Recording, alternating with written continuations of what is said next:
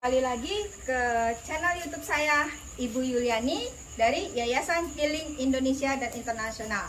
Di sini saya sebagai founder dan owner yayasan tersebut. Kali ini saya akan menampilkan misteri yang ada di daerah Pelabuhan Ratu. Adapun Pelabuhan Ratu di sini kebetulan saya ada punya rekanan dan teman lokal yang berlokasi di Citepus, dan mereka juga pernah menelusuri tempat ini, yaitu merupakan sebuah villa yang mana di sini sudah terkuak misteri yang sebelumnya sudah dibahas oleh teman saya. Nah, saat ini saya di sini ikut nimbrung, ikut datang, ikut hadir untuk membuktikan semua misteri yang ada di villa ini. Dan jangan lupa terus tonton konten saya, yang mana nanti setelah ini saya akan menguak misteri Nyi Roro Kidul. Kebetulan saya lagi berlokasi di Pelabuhan Ratu, jadi saya ingin mengungkap semua misteri yang ada di Pelabuhan Ratu. Jangan kemana-mana, ikutin terus konten saya ini. Dan terakhir, kebenaran ada di tangan Tuhan. Kita hanya sebagai mediator dan mediasi saja. Oke, wassalam. Lanjut terus tonton konten ini. Terima kasih. Ya, kembali lagi saya Ibu Yuliani. Di sini sudah ada narasumber yang berhubungan dengan misteri yang tadi saya sebutkan, villa di Citepus ya Pak ya? Di Citepus, Pelabuhan Ratu. Saya mau tahu bagaimana hal ihwalnya, kenapa di sini disebut angker atau sebuah misteri. Bisa ceritakan Pak? Oh begini ya, banyak orang yang lewat ya, kita melihat ada sosok ya, bayangan-bayangan seperti sosok wanita. Ternyata keluarga saya juga pernah melihat sosok wanita, seorang nenek di bawah. Ya gitu aja yang itu. Dalam hal ini istri Bapak dengan Bapak udah bisa melihat gaib gitu? Pernah melihat, cuman kan hanya bayangan, nggak jelas gitu ya. Oh gitu. Gitu, gitu. Tapi sosoknya sosok wanita, seorang nenek-nenek gitu. Tapi apakah mereka gaib-gaibnya mengganggu atau bagaimana? Ya, enggak sih, oh enggak pernah hanya sekelebat aja. Jadi hikayatnya ini kira-kira udah berapa lama berdirinya villa tersebut? Maksudnya ditinggalkannya oleh penghuninya? Tapi sih nggak ditinggalkan gitu. Nggak tinggalkan, ada ya itu anak saya yang suka tidur di sini sendiri, tapi nggak mengganggu gitu. Oh, nggak dari yang penghuni aslinya ditinggalkan udah berapa tahun? Ya, udah lama sih, udah puluhan tahun. Ya puluhan tahun. Oh, jadi terbengkalai ya Pak ya? Tapi setelah terbengkalai ini seliweran gaib-gaib yang ada di sekitar sini. Kira-kira nenek-neneknya itu siapa Pak di sini? Ya kurang tahu sih, seperti nenek-nenek ya berambut putih, ya udah tua banget lah gitu. Itu aja. Ada lagi yang lain? Ya mungkin yang di atas ya itu apa, kayak yang melihat itu ya. Iya, yang di atas apa? Yang di atas ya mungkin seorang wanita, itu mah masih muda gitu. Oh gitu. Terus dia nggak ada komunikasi, nggak ada apa, dia hanya menampakkan saja? Menampakkan aja, tapi menampakkannya nggak begitu misalnya lama gitu, hanya selewat-lewat aja gitu. Oh, dan tidak menunjukkan apa aksi berontak atau aksi masukin ke makhluk yang ada di sini, nggak ada ya? Jadi hanya seliwer-seliweran aja ya? Oke, ini dari narasumber sendiri.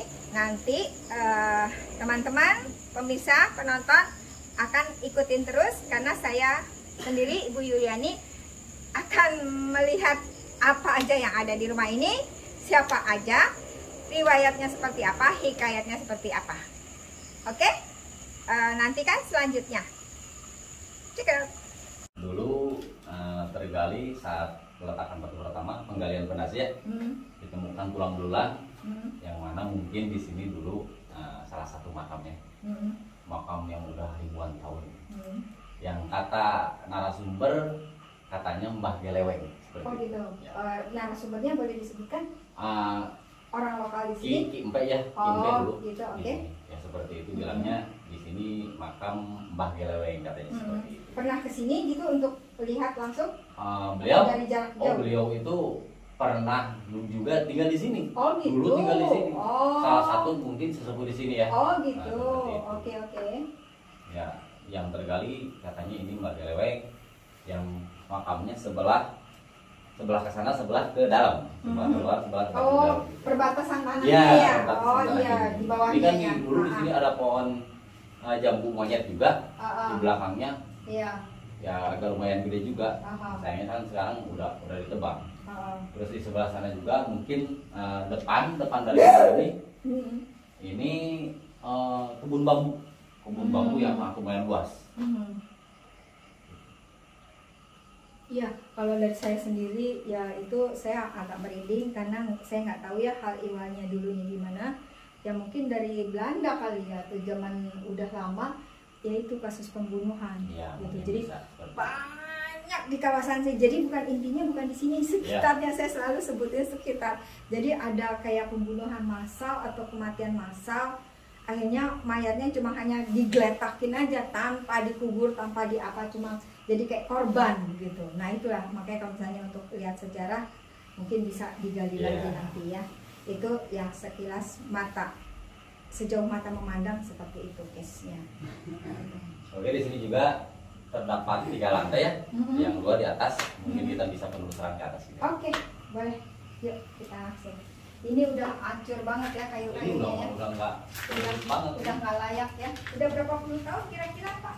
Ini pembangunan villa ini sekitar 30 tahun Bu. Waduh. 30 tahun yang dikosongkan, yang punya sekitar 20 tahun. Kalau boleh tahu sebab musababnya Pak, kenapa bisa ditinggalkan oleh yang punya? Yang punya? Karena yang punya kan jauh, jadi kan Rumahnya di mana yang punya? Di Jakarta. Ah. Nah, cuman dia udah lama nggak ke sini. Biasanya kan 1 bulan sekali ke sini. Ya, sekarang nggak tahu dan alasan kenapa nggak tahu gitu. Oh. Nah, Bukan karena ada terjadi sesuatu hal. Enggak. Oh, enggak. Kirain ada sesuatu malapetaka atau apa gitu menyebabkan. Oh, enggak. Oh. Jadi cuma emang waktunya tidak Ya, tepat gitu ya. gitu. Oke. Soalnya kalau dulu saya pernah dapat musibah semua, makanya dia kabur pergi dari kawasan. Wah. Oh enggak ya. Oke. Yuk, mari Kiana. Oke.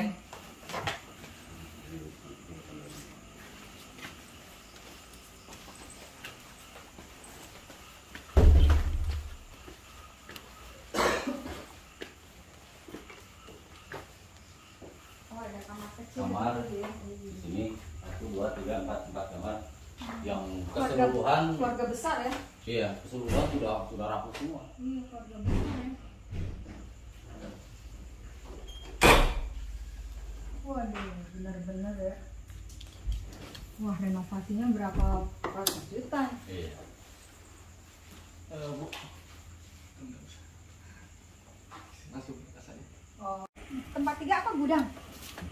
Dilihat aja Bu. Kamar. Yuk kita telusuri di lantai 3 ada apa ya? Aduh, kayunya. Ada kertas.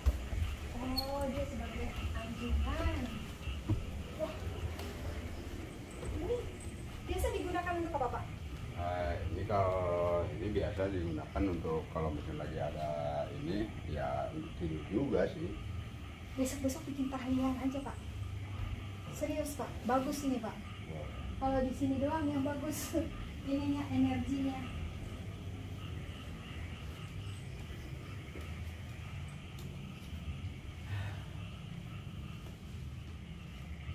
Jadi kalau misalnya orang daerah tuh kampung-kampung, justru daerah di atas ini dia gunakan untuk seperti kayak meditasi, untuk Jadi dulu waktu itu kan kita pernah buat konten gini ya.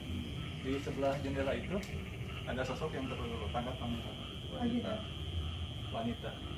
Ya. ada gambarnya. Ya.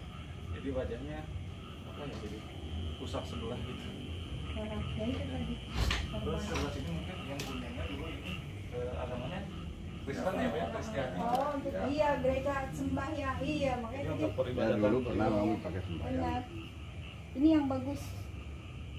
Tempatnya nanti mungkin kalau misalnya sekarang kita muslim untuk pengajian juga boleh Pak. Soalnya ini Emang bagus. suka dulu kan lagi ini kan mau direnovasi. Oh. Nah, gitu. Sebelumnya suka ada pengajian. Oh. pernah. Ini bagus soalnya berbau-bau ibadah ya benar lah. Jadi berbau-bau kayak kalau kita ada meditasi, pengajian, kayak gitu-gitu. Dan yang tadi penampakan itu dia di luar, nggak di sini. Nah dia nggak akan bisa. Mungkin saya ingin bertanya juga ya sama Ibu. Di sini kalau menurut Ibu itu eksistensi dari makhluk ini seperti apa Bu? di tempat ini Di atau khusus di lantai 3 ini. lantai 3 ada anak kecil. Sosoknya anak kecil. Anak kecil, dia betah di sini karena dulu ya astagfirullah aja ya, penghuni sini. Dulu ya, mungkin sebelum ini ada gitu. Bangunan ini ada. Penghuninya di sini. Oh gitu. Dulu ada bangunan kayak gubuk-gubuk gitu, gubuk-gubuk kecil gitu. Jadi gubuk kecil itu salah satunya ada anak kecil. Nah, dia meninggal di sini gitu, dan dia betah di sini. Dan adem, ya itu tadi bener, karena di adem ya, anak kecil kan masih suci, masih bersih ya. Jadi dia masih menempati di sini. Nah, kalau saya udah ngomong gaib merinding semua gitu. Jadi posisinya itu gitu. Memang apa namanya itu meninggalnya waktu kecil, tapi mungkin kalau udah diperhitungkan sampai udah berapa ratus tahun mungkin. Iya, udah. Kemudian untuk review juga. Tadi Bapak bilang benar, siapa yang buktiin, Pak? Bukan ya, masalahnya gubuk, Bu. Dulu pernah. Ada gubuk, kebun bambu kan ada gubuk. Oh gitu, di sini dulunya. Sebelum ini Ada. Jadi benar ya. Jadi udah ada pembuktian ya. Saya tadi ngomong tanpa rekayasa, tanpa minta izin Bapak, ternyata kenyataannya benar. Jadi itu merupakan satu pembuktian. Kalau masalah itu mah, saya nggak tahu. Kalau Ibu bilang ada gubuk, betul. Oke. Jadi memang ini sudah ada pembuktian dari sisi gaib dengan sisi kenyataan. Jadi di sini kita tidak semata-mata konten hanya ilusi, hanya sebagai tontonan, hanya sebagai guyonan. Kita di sini benar, real, nyata. Apa yang ada di gaib itulah nyata yang ada di kenyataan. Jadi kita tanpa ada skenario apapun, ini real langsung ya seperti betul. itu. Karena di sini dulu rumah cuman kalau nggak salah gitu, cuma 4 rumah. Oh gitu. Di kampung ini ya Pak ya? Orang yang pertama itu bapak saya sama ini kakeknya mertua ini ya. Nah, dengan Wanata tuh ya. Cuma 4 rumah, Bu. Oh gitu. Yang lain masih Belum, hutan ini gitu masih ya, hutan, masih gitu. ini Tapi ya. rumah di atas. Oke. Terus mungkin untuk reviewnya di lantai 2 tadi. Kalau lantai 2 masih pokoknya yang ini bersih, yang lantai 2 dan seterusnya itu korban pembunuhan semua. Oh, jadi sosoknya sama yang di lantai 2 itu? Ya itu tadi, makanya bener berdarah-darah apa? Karena kalau pembunuhan otomatis gimana? Nggak mungkin bersih kan? Otomatis ya mungkin ya Allah alam ya. Kalau misalnya udah hal seperti itu, Tuhan hanya udah yang tahu. Kalau pembunuhan pasti berdarah-darah, mungkin dibacok, mungkin apa? Nyatanya massal, Pak. Bapak ada pernah dengar nggak dulu? Udah lama banget ya. Iya. Mungkin bisa jadi zaman penjajahan Belanda atau penjajahan Jepang. Iya, itu dia makanya itu kan udah kelamaan sekali. Jadi karena dia seneng di sini dan memang istilahnya penasaran ya. Jadi kan kalau itulah namanya kita, kalau manusia dibunuh itu kan dia nggak tahu. Jadi misalkan sekarang saya duduk di sini, kan saya masih happy, ternyata dibunuh orang, besoknya kan saya merasa masih hidup. Nah itulah yang istilah penasaran atau gentayangan. Itulah salah satu faktornya. Jadi misalkan mati kecelakaan, mati dibunuh, entah, pokoknya mati yang tidak wajar itu. Karena kenapa? Pada saat dia meninggal, dia merasa dirinya masih hidup. Nah itu dia masalahnya. Nah dia pada saat hidup itu dia nggak tahu kalau dia sudah menjadi mayat. Itulah kenyataan sebuah misteri gaib yang ada di muka bumi ini. Baik, mungkin penuturan dari Ibu Yuliani ya, seperti itu. Jadi kita bisa memaknainya ya, memang kalau misalkan, bukan misalkan ya, ini kenyataannya memang farin atau seperti arwah ataupun jin itu memang betul adanya, seperti itu ya. Iya, sebenarnya itu ada. Memang sih secara muslim kita harus mengakui ruh itu pasti kembali kepada Tuhan, karena yang hembuskan Tuhan, hembus ruh kita dan kembali ke Tuhan. Tapi kan mereka ada pendampingnya, jadi pendampingnya itulah yang jadi masih penasaran atas kematiannya.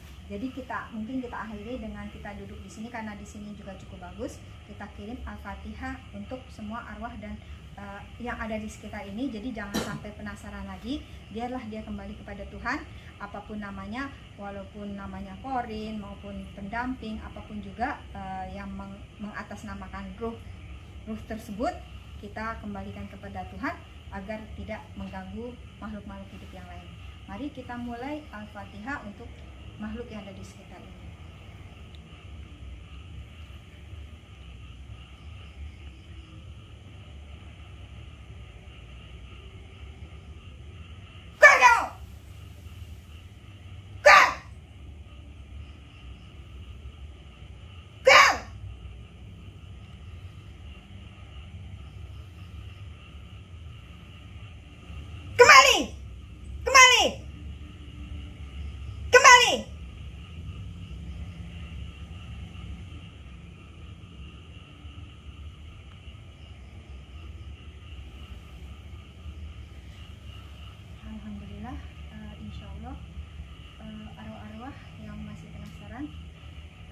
kembali kepada Allah Subhanahu wa Ta'ala, dan kita yang masih hidup diberikan kewajiban untuk melanjutkan kehidupan kita selanjutnya. Amin ya rabbal alamin. Sekian dari hamba Yuliani dari konten YouTube Yayasan Healing Indonesia dan Internasional. Ya, saya juga dari channel YouTube Amanah Pelabuhan Ratu yang akan terus menguak ataupun menelusuri misteri-misteri yang belum terungkap seperti itu ya. Oke, sekali lagi semua kebenaran ada di tangan Tuhan. Kita hanya sebagai sebatas mediator atau kepanjangan Tuhan. Jadi benar atau tidaknya, salah atau tidaknya, itu kita serahkan lagi kepada Tuhan. Jadi bukan manusia yang mendakwa hal tersebut. Wassalamualaikum warahmatullahi wabarakatuh. Oke, sekarang waktunya kita penelusuran. Kita lihat apa yang ada di sekitar sini, apa yang terjadi. Cekidot, lanjut terus ya, ikutin terus. Mari, saya bersama Ki Ano merupakan sesepuh yang ada di apa Pak? Boleh silakan perkenalkan. Amanah Pelabuhan Ratu. Amanah Pelabuhan Ratu. Jadi saya lagi kolaborasi dengan Amanah Pelabuhan Ratu dengan paranormalnya yang ada di sini. Oke, kita penelusuri bergabung. Si Payun. Kakak Payun.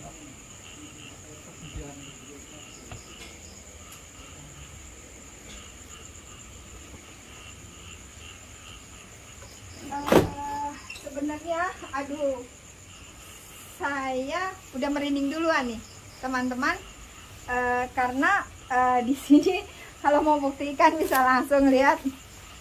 Allahu Akbar ya, udah berdiri semua.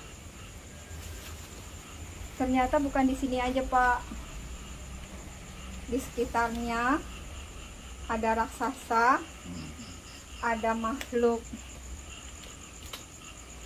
Allahu Akbar deh pokoknya. Sejuta umat. Allahu Akbar. Tingginya sekitar 4 km. Yang artinya di sini kepalanya di ujung sana, di blok sana. Dan bukan satu kawasan ini doang. Guys, semua kawasan. Yang Jadi dulu di sini ada salah satu makam yang tergali di saat pemasangan fondasi ya. Peletakan batu pertama ada salah satu tulang belulang. Ditemukan tulang belulang di sini. Sosok tersebut mungkin yang ada di sini ya, yang sering mengganggu, dan letaknya ada di posisi kamar yang paling bawah. Betul. lagian teman-teman, sebenarnya kita di muka bumi ini kita sifatnya believe it or not ya. Jadi istilahnya jangan sampai kita tidak mempercayai gaib. Saya gaib itu benar ada, dimanapun dia pasti ada berada. Contohnya di sini kita sudah langsung membuktikan bahwa makhluk gaib itu dia sungguh besar dan ada, dan dia mencakup di semua kawasan ini. Jadi bukan ini sumbernya, di sekitarnya banyak sekali. Astagfirullah. Ini hanya sebagian kecil, cuma sekelumit, dan ini cuma persinggahan. Persinggahan itu dia keluar masuk, begitu dia keluar masuk ada lagi yang lain, ada lagi yang lain, karena auranya sudah tercampur semua. Mari kita lihat di dalamnya seperti apa. Ya, mari kita lihat.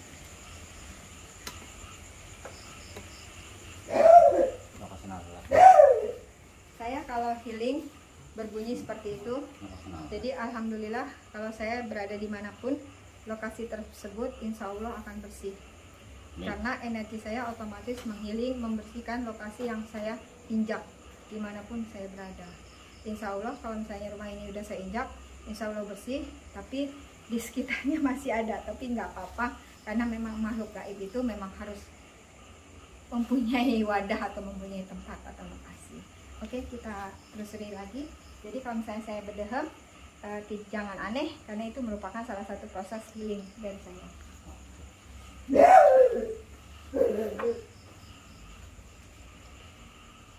Di sini ada, dan dulunya bukan ini ya, bukan tempat ini, di belakang ini. Allah Akbar ya, tempat pembunuhan. Jadi dulu pernah ada satu kasus, satu korban yang mana dimasukin, ditenggelamin di dalamnya. kalau masalah gaib emang kita percaya nggak percaya, tapi itulah kenyataannya. Jadi kita di sini nanti sesi terakhir membaca Al-Fatihah agar semua kasus pembunuhan atau kasus apapun juga yang terjadi di sini, kita kirim Al-Fatihah agar mereka kembali lagi kepada Tuhan, jangan sampai gentayangan. Karena istilah gentayangan itu sebenarnya ada, bukannya tidak ada. Gentayangan itu karena di dalam dirinya masih ada yang belum tuntas. Apa yang dia mau itu belum tuntas di hatinya. Jadi itulah, jadi dia belum kembali ruhnya kepada Tuhan. Secara Islam memang ruh harus kembali kepada Tuhan. Tapi yang mana, siapa, kenapa, itu yang harus kita telaah sendiri. Jadi kalau misalnya sebaiknya kalau kita meninggal, kita harus istiqomah, harus pasrah kepada Tuhan. Jadi jangan ada satupun dendam, satupun keinginan yang masih tertinggal. Itulah yang keinginan tertinggal, itulah yang nanti dia akan gentayangan. Jadi istilahnya gentayangan itu udah pasti ada gitu. Jadi kalau misalnya mau untuk membuktikan, silahkan yang melihat, itulah dia. Memang kalau misalnya di Islam kita roh itu udah pasti kepada Tuhan, tapi kan korin, pendamping, nah itulah yang menjadi kepanjangan tangan roh tersebut. Ruhnya memang kembali kepada Tuhan, tapi seperti kita punya pikiran, punya ingatan, punya rasio, kan kita ada terbagi dua kan, rasio dan rasa. Itulah kita bisa membedakan yang mana kepada Tuhan, yang mana dia masih menginjak bumi dan gentayangan, yaitu bilibit onat. Maka nanti sesi terakhir kita akan memberikan Al-Fatihah ke semua almarhum yang ada di sekitar sini. Oke, kita lanjutkan, Jano. Ini lemari. Mau ke kamar ini. Boleh.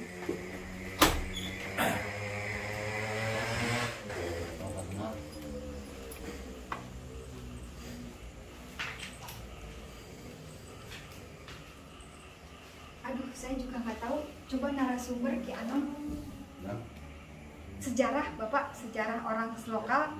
Jadi pausin aja. Lagi dulu sendal.